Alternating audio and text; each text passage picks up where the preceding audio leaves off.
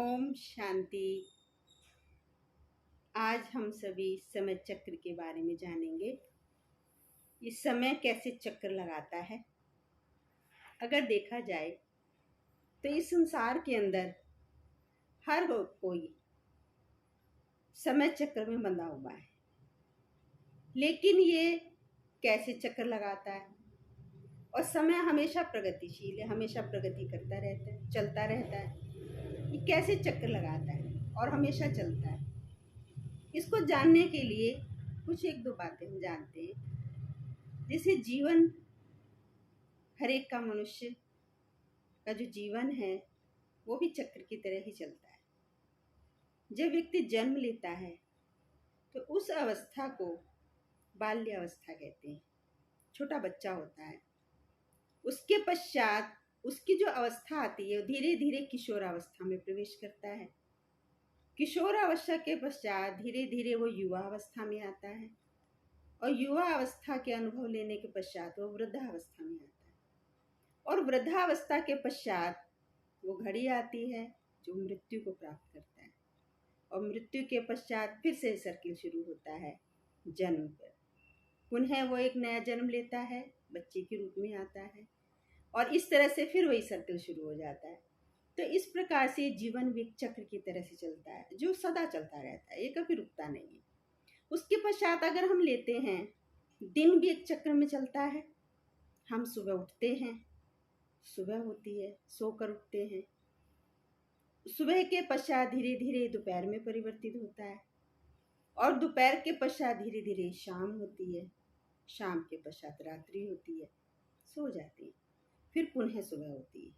इसी प्रकार ये चक्र इसका दिनों का सर्किल में घूमता रहता है, जिसको कोई बदल नहीं सकता, अनवरत चलता है। ऋतुएं भी हमारी चक्र में चलती हैं। गर्मी के मौसम, गर्मी आई, गर्मी के पश्चात बारिश शुरू हो जाती है, बारिश के पश्चात फिर सर्दी आ जाती है, और सर्दी के पश्चात फिर बसंत आती है, बसंत के बाद पुनः गर्मी आ जाती है। पूरा ये ऋतुओं का जो 4 ऋतुओं का सर्किल है ये हमेशा चलता रहता है। उसके पश्चात चक्र अगर हम देखा जाए, जो हमारा पूरा वर्ष है ये भी सर्किल में चलता है। जनवरी से शुरू होता है, जनवरी के पश्चात धीरे धीरे धीरे धीरे ये दिसंबर की ओर बढ़ जाता है। दिसंबर के बाद पुनः फिर जनवरी आती है, और इसको कोई बदल नहीं सकता। ऐसे हमारी घड़ी की सुई भी चक्र में चलती है। 1 बजाती है, 1 के बाद धीरे धीरे धीरे धीरे 12 पर आती है, 12 के बाद पुनः फिर 1 बजाती है। तो ये चक्र तो चल रहा है, समय अपना कार्य कर रहा है, चक्र चलता रहेगा, और हम इस समय की गति के अनुसार चलते चले जाते हैं। पर कहीं ना कहीं हमको ये देखने की ज़रूरत है कि ये जो सृष्टि है, मानव सृष्टि, ये भी चक्र के अनुसार चलती है, सर्किल में घूमती है। कैसे घूमती है, किस तरह से चक्कर लगाती है, तो ये कहा जाता है सर्वप्रथम जो युग होता है, सबसे श्रेष्ठ युग होता है, जिसको सतयुग कहते हैं। सतयुग के बाद त्रेता आता है, त्रेता के बाद द्वापर आता है, द्वापर के बाद कलयुग आता है, और कलयुग के बाद फिर पुनः नई सृष्टि आती है। ऐसा तो नहीं कि कलयुग के बाद सृष्टि खत्म हो गई फिर पुनः से सृष्टि आती है। लेकिन ये जो चक्र हमने देखे, इन चक्रों में एक बात ध्यान देने योग्य है कि उनकी सबकी अपनी अपनी अवधि होती है। जैसे घड़ी की अपनी अवधि होती है, वो 12 घंटे में अपना चक्र पूरा करती है। वर्षों की अपनी अवधि होती है, 12 मास में अपना चक्र पूरा करते हैं। दिन की अवधि होती है, वो 4 प्रहर में अपने चक्र पूरा करते हैं।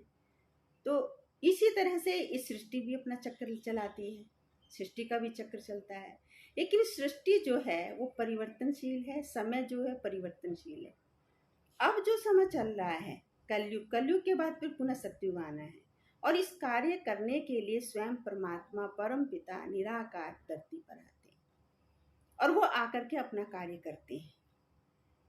कैसे अपना कार्य करते हैं? परमात्मा इस सृष्टि परिवर्तन का कार्य, या कलयुग को सतयुग में जो जाती है धरती, उसका कार्य, उसका जो समय है ये वर्तमान समय है। इस समय स्वयं परम पिता परमात्मा धरती पर आ चुके हैं। कहीं ऐसा ना हो परमात्मा अपना कार्य करे और समय अपना कार्य करे, और हम केवल देखते ही रह जाएं, देखने वाले पात्र बन करके रह जाएं।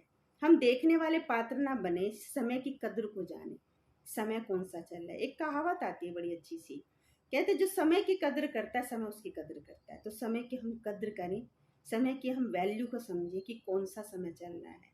हम केवल दर्शनीय मूर्त बनकर के ना रहें। ये समय चल रहा है और चलता रहेगा। केवल हमें समय के महत्व को समझना है। समझने की बहुत आवश्यकता है कि वर्तमान समय कौन सा है। ये जाना है कलयुग, और कलयुग अपने अंतिम छोर पर है, अपने अंतिम पड़ाव पर है, समाप्ति की ओर है। और उस समाप्ति के अपने रूप भी दिखा रहा है या अपने चिन्ह भी दिखा रहा है। समाप्ति के सारे दृश्य हमारे सामने हैं। देखिए कैसी कैसी बीमारियां निकल आती हैं जो हमने कभी सोची समझी भी नहीं होंगी। ऐसे ऐसे वायरस निकल रहे हैं जिन वायरस से आपने कभी सोचा भी नहीं होगा आप घरों में बंद रह जाएंगे। हम सब घरों में बंद रहेंगे, क्या कभी सोचा था? नहीं सोचा था। एक देश दूसरे देश पे कैसे चढ़ाई कर रहे हैं, एक दूसरे को आंख दिखा रहे हैं, युद्ध चल रहा है। ये सब समय समाप्ति के इशारे हैं। इन इशारों को हम सबको समझना है और समझ करके उस जो कार्य इस समय मांग रहा है, ये समय की डिमांड है, उसको हमें समझना है। तो ये जो इशारे हैं ये हमें ये दिखा रहे हैं कि ये परिवर्तन का समय चल रहा है।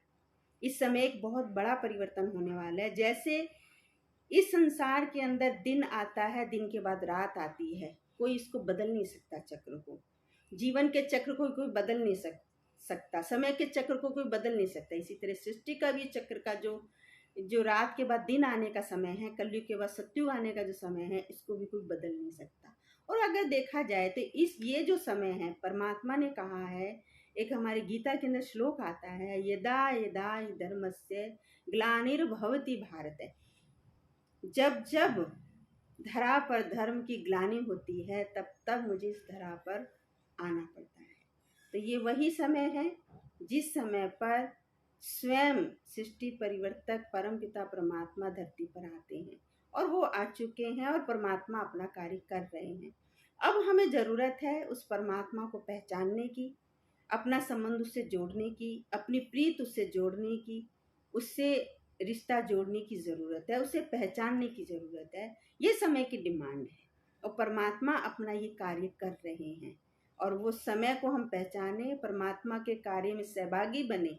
ये हमें देखना है कि परमात्मा का जो पुण्य कार्य चल रहा है इसमें मैं कहाँ तक सहभागी बनी, तो हम भी उसके कार्य में सहभागी बने, सहयोगी बने और इस समय को पहचाने। क्योंकि अगर अभी नहीं किया तो कभी नहीं कर सकेंगे। ये समय हमको अभी मिलता है जिस समय पर आत्मा परमात्मा से मिलती है। परमात्मा धरती पर आते हैं और आत्माओं का मिलन परमात्मा से होता है। ये वही पुण्य का समय है, यही वो श्रेष्ठ समय है जिस समय पर परमात्मा धरती पर आते हैं और आत्मा अपने उस पिता परमात्मा से मंगल मिलन मनाती है। तो ये परिवर्तन का समय है, कलयुग भी बदलना ही है, सतयुग आना ही है। इसको हम और आप कोई रोक नहीं सकते, संसार की कोई ताकत इसको रोक नहीं सकती, ब्रह्मांड की कोई भी ताकत इसको रोक नहीं सकती, इस सृष्टि परिवर्तन को।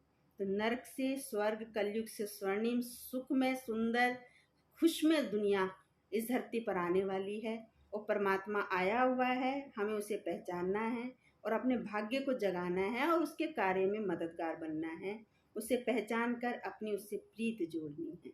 ये वो वंडरफुल समय चल रहा है, सुहावना समय भी कहेंगे इसको, क्योंकि इसमें हम आत्मा परमात्मा से मिलती हैं।